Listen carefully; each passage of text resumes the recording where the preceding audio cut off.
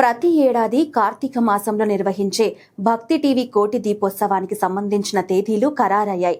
November 1వ తేదీ నుంచి హైదరాబాద్ లోయర్ ట్యాంక్ బండ్లోని ఎన్టీఆర్ స్టేడియంలో భక్తి టీవీ కోటి దీపోత్సవం జరగనుంది. కార్తీక మాసం శివుడితో పాటు శ్రీ మహావిష్ణువుకు కూడా ప్రీతికరమైన మాసం.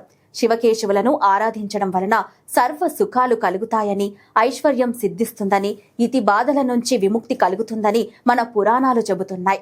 కోటి దీపోత్సవంలో ప్రతిరోజు సాయంత్రం 5:30 నుంచి ప్రారంభమవుతోంది.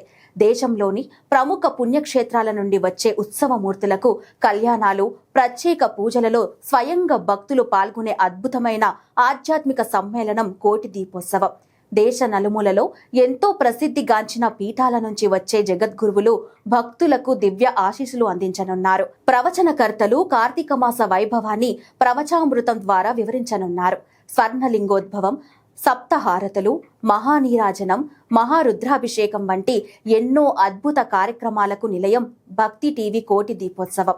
దేశంలోని వివిధ ప్రాంతాలకు చెందిన కళాకారులు మన దేశ సంస్కృతి భాగమైన ఎన్నో నృత్య ప్రదర్శనలు, సాంస్కృతిక కదంబాలు కోటి దీపోత్సవం వేదికపై ప్రదర్శించనున్నారు.